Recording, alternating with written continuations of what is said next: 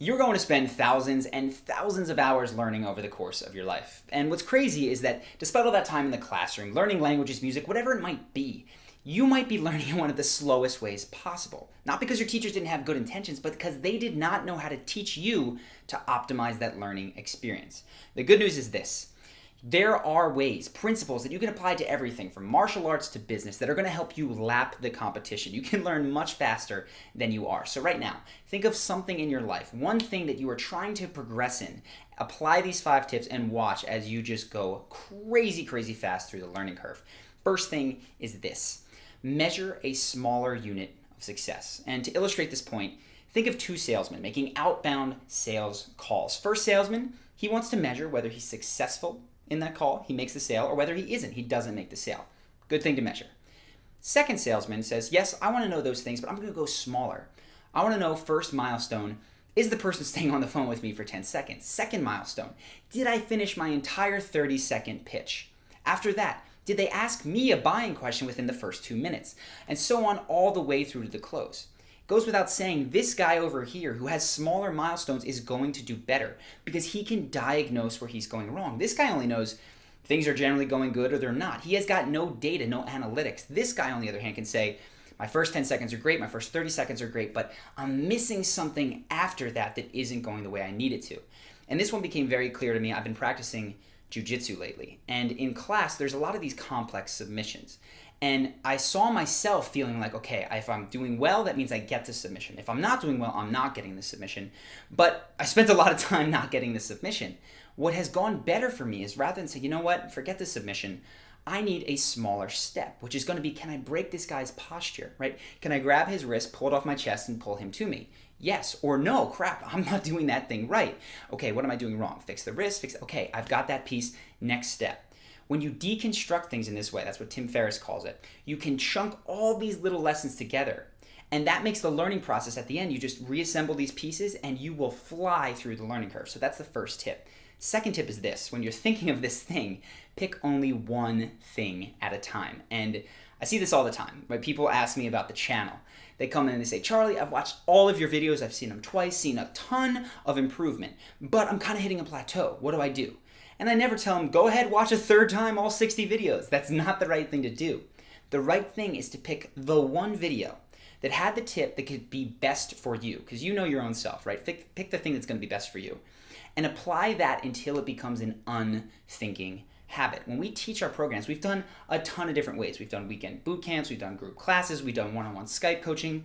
By far, the fastest improvement that I've seen in my clients comes from the online program that we have that walks people very specifically through things. Okay, week number 1, first impression.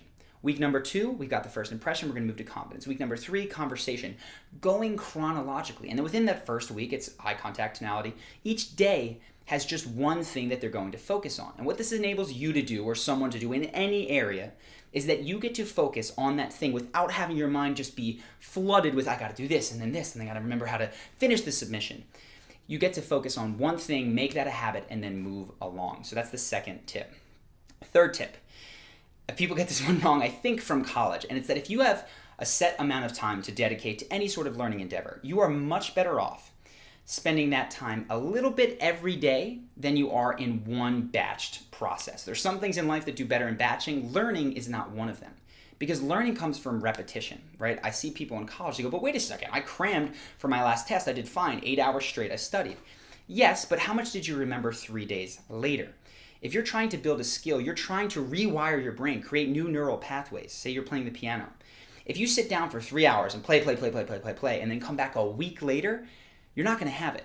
But if you sit down for a half hour a day, walk away, come back the next day, half hour, you're getting to review what you did in a much shorter time span. That's going to help you learn faster. So keep in mind, when you have something, this consistency every single day, with the exception of things that require rest, like weight training, you want to keep that up. Now, a couple of caveats here. First thing is this takes much more willpower. It's a lot easier for people to go, I'm going to run really hard for one day than it is to do it for a year a little bit every day. So if you're working on willpower, you haven't mastered that, check out our video on willpower. It's going to help you with that. And the second thing is that this is true of learning and practicing, though not necessarily of production. I'm a writer. And if you're learning to write, I recommend you read and write every day. But if you're writing your masterpiece, some people, myself included, do better to have these just complete flow experiences of 6 hours at a time. You write, walk away for a week, and then come back to it. So learning and production, not necessarily the same mechanics going on here. But this brings me to the fourth thing, which is my favorite of everything that I've mentioned so far, because it's impacted me most recently in the biggest way, and that's with Charisma on Command.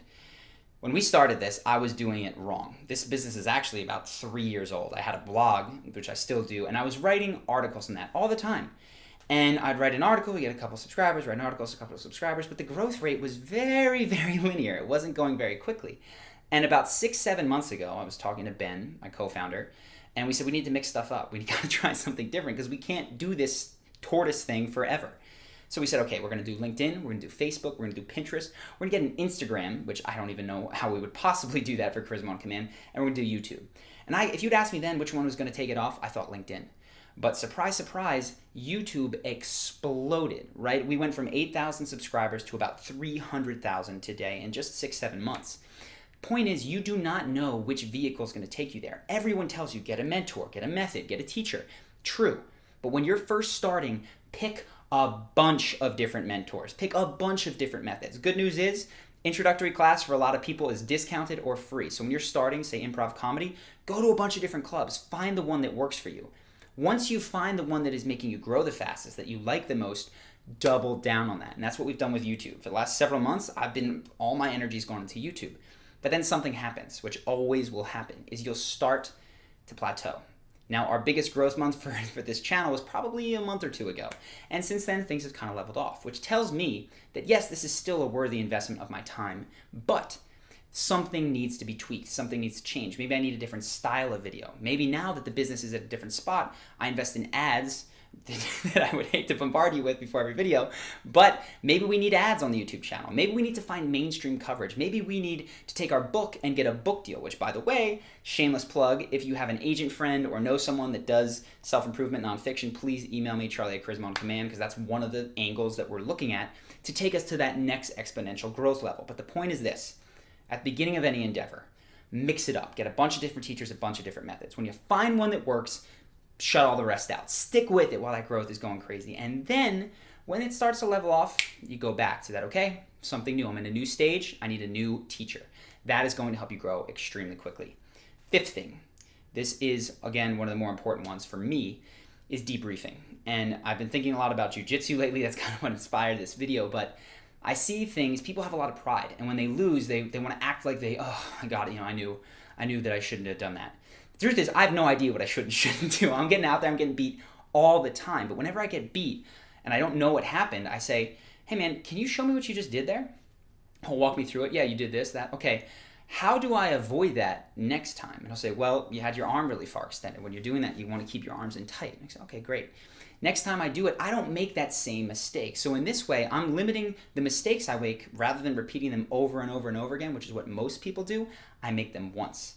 Now, you'll notice in this story, I needed that second opinion because I don't know what I'm doing wrong. And this is true of you as well. Quick story to illustrate the point. We had a guy in our program, Charisma University, was doing very well with the program, but one area of his life he was struggling in. And he was trying to get interviews for this scholarship. He had 5 interviews set up to get scholarship programs for tech. And he'd had 4 of them, and he'd missed them all, despite the fact that he was by far the most qualified candidate. I'm talking a kid who has won national awards for technology, his GPA, every single brainiac thing was there. So I talked to him because this kid should have been getting these scholarships. He was by far, on paper, extremely, extremely worthy of it. And it became clear to me in listening to, okay, so how do you talk about it, that he was just listing his achievements. I won this award, I did that, I got this GPA. I said, pause. I think I know what's going on here, is that you're not connecting with these people. So tell me, honestly, what is it you love about technology? Why do you want to do it in your life? And he said, well, I think that there's a ton of problems in the world today, and that they're not necessarily going to be solved by politics. They're going to be solved by groups of smart people who are building new technologies like green energy, for instance, that makes things work for a bunch of different constituents. And that's what I want to do, is I want to contribute to the community in that way. I said, pause. That's your answer, all right? So when they ask you why this scholarship, do not tell them I won this award. Tell them what your dream is.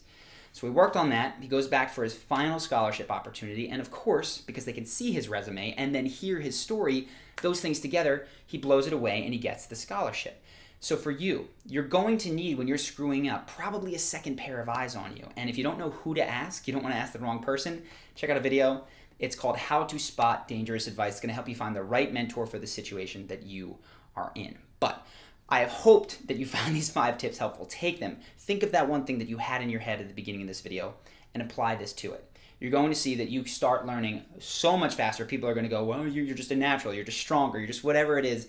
It's incredible how quickly this helps. So if you found this helpful and you have not yet done so, subscribe to the channel. We've got videos like this. We've got the charisma breakdowns, which I mentioned, which will still be coming. Even if we change our strategy, I'm going to stick with YouTube. I love doing this stuff. But go ahead, subscribe to the channel. You'll see us on your feed every single week, typically on Mondays, sometimes on Thursdays as well.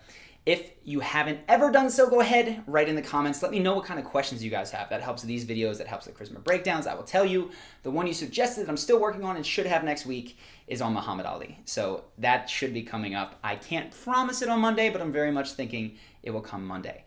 I hope that you guys have enjoyed this video. I hope that you take one thing from this and actually apply it to your life rather than watching all 60 videos, even though I appreciate that. And I'll see you in the next video.